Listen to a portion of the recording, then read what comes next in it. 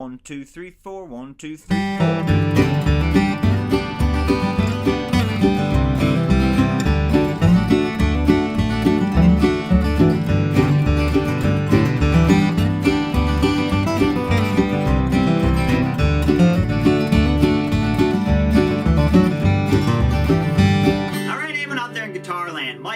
Here, coming to you today with the classic bluegrass song, the Wabash Cannonball in the key of G. I've got a beginner arrangement worked up for this. We're going to stay pretty close to the melody, just adding some basic bluegrass ornaments, some basic hammer-ons, some basic slides, but we're going to stay pretty close to the melody. I'm going to break it all down and then show you a bunch of backup stuff I would do on this song. So how to play basic strumming chords, how to do some simple bass walks between the chords. I'm going to break all that down in the backup section of this song. And if you're watching the preview of this lesson, you can head over to my website, mikeheadingmusic.com, and grab the full-length lesson. You'll get access to all the videos, and you can download the tabs and the practice tracks as well. All right, here's Wabash Cannonball in the key of G. All right, let's start breaking down this beginner solo to Wabash Cannonball in the key of G. Let me play the first 5 measures real slow, and then we'll start breaking it down. Here we go. Let's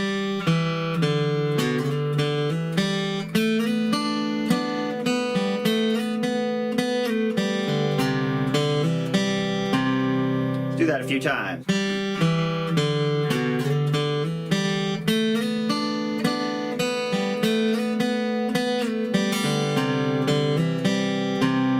One more time, a little faster.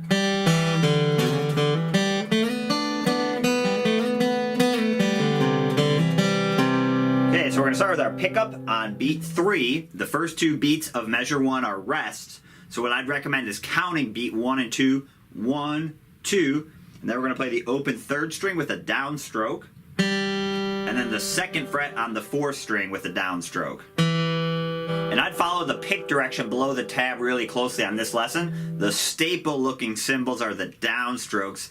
The V's are the upstrokes. So really important on this lesson is follow the pick direction carefully.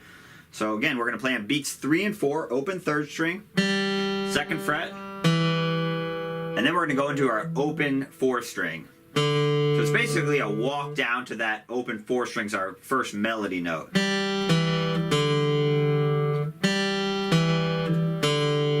Okay, so that's what we're doing there. 1, 2, 3, 4, 1. Do it one more time. 1, 2.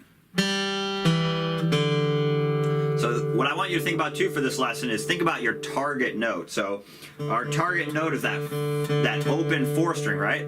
So we're coming down to that note. We're walking down. If we did it with closed notes without open strings. So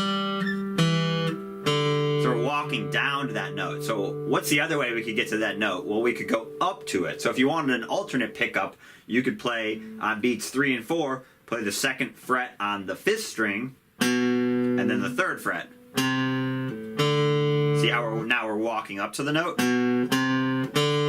So what I want you to think about is your target note. So that's our target note. So it doesn't matter how you get to it. If you go up to it or down to it, you could slide down, or you could slide up, or you could add more picking. So think of your target note, and then it's easy to come up with little pickups to get to that target note. Just go up to the note or go down to the note. In this case, we're going down to the note. And then we're going to slide with our 3rd finger on the 5th string from 2 to 5. So it's actually that open 4th string. We're sliding up to that note. So our melody is just that open 4th string twice. And we're just filling it up with a slide to basically make it a little bit more advanced. So we have... Don't do that slide too quick. It's 1, 2, and... I'd recommend using your 3rd finger. You could also try with your 2nd finger. Depends on the speed of the song. Because after that, we were going to go back up to this open 4th string and then do an open 2 hammer-on. And then hit the open 3rd string. So that's why I like using my 1st and 3rd finger, especially if it's a little faster, because then you can do... But if it was slower, I'd probably do it both with my 2nd finger. I would just try it both ways and see what you like. But if it's faster, like I said, I'd probably use my 1st and 3rd finger. So let's do that a few times. Also notice how when I do that slide, I'm only picking the note once with my right hand. Same with that hammer-on. I'm letting that hammer-on take the place of the upstroke picked note. So real important there is watch your right hand. That's why I follow the pick direction closely. So let's do that a few times. We have 1, 2. 1, 2. And then measure 3, we're going to take our second finger and slide from 2 to 4 on the 3rd string. And then we're going to put our first finger up on the 3rd fret of the 2nd string and play that note. So we have...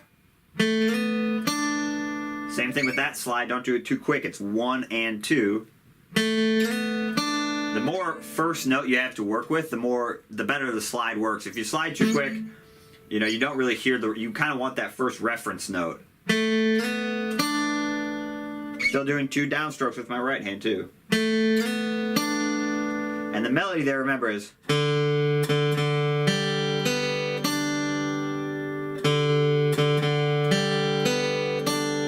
So we're playing the chord tones, so the notes that make up a G chord, which are G, B, and D. So G, B, and D, those are the notes that make up a G chord. So we're starting on a D note, open 4 string, playing that again, and then open G, open B, and then 3rd fret is a D. So we're just walking up the chord tones. The only difference is we're just doing it without open strings. And we just added some slides. So we have...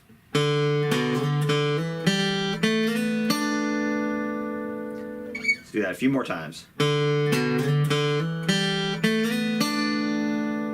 little faster.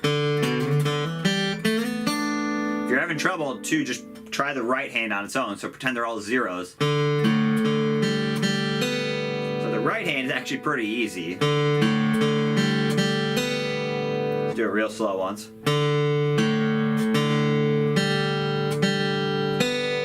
So if you're ever in doubt, just go back to the right hand, then add the left hand back. And then right here, stay in this position. We're going to play a double stop, so 2 notes at the same time. We're going to play the 3rd string and 2nd string. And then take your left hand off and do open 2nd string with a down, open 3rd string with an up. So we have... Let's do measure 3 on its own. We have...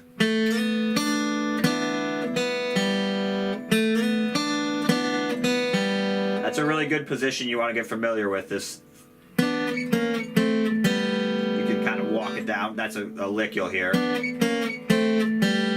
again, I'm sliding up, and then I put my first finger down, and then I want to practice. You can also practice sliding back down. That's just a really good basic guitar position that you want to get familiar with. So let's do that a few more times. And I want to start moving my hand on those open strings, because I'm going to slide up again in measure 4. So you'll see my hand starts to move. Now slide up again, play that note, and then we're going to slide back down, and then open 3rd string, open 4th string with a down up. So we have... Do that a few times. That's measure 4. 1 and 2, 3 and 4 and. Right here on this backslide too, don't do a down up, just do a down. And then open down up. Even though we're going to a lower string, still do down up there. That might feel weird. So let's do the first 4 measures. Here we go.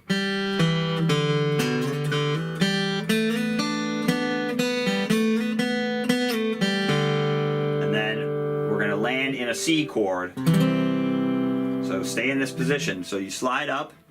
Use these 2 open strings to get your C ready. And we're going to go land on the 3rd fret of the 5th string. So that'd be good practice. You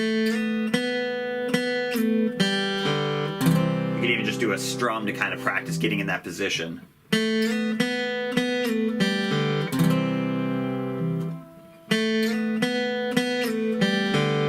Here, 3rd fret on the 5th string, then open 2 hammer-on the 4th string, and then open 3rd string.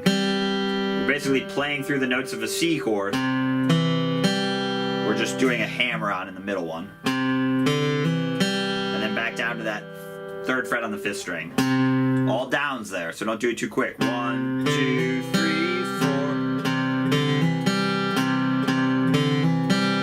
It's also good wrist angle practice.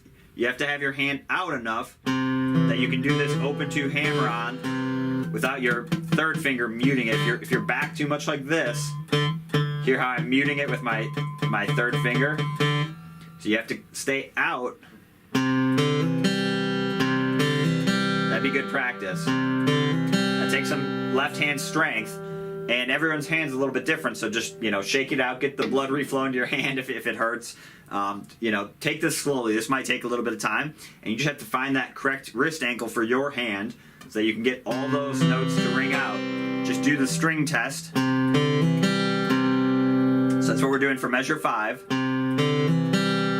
Measure 6, we're going to go into a D chord, so take your hand off, open 4th string, and then we're going to do a down, up, and then we're going to take our 3rd finger and slide from 2 to 4 on the 4th string, and then use our 1st finger on the 2nd fret of the 3rd string. That's also a great bluegrass D position. So we have 1, 2, and 3, and 4. So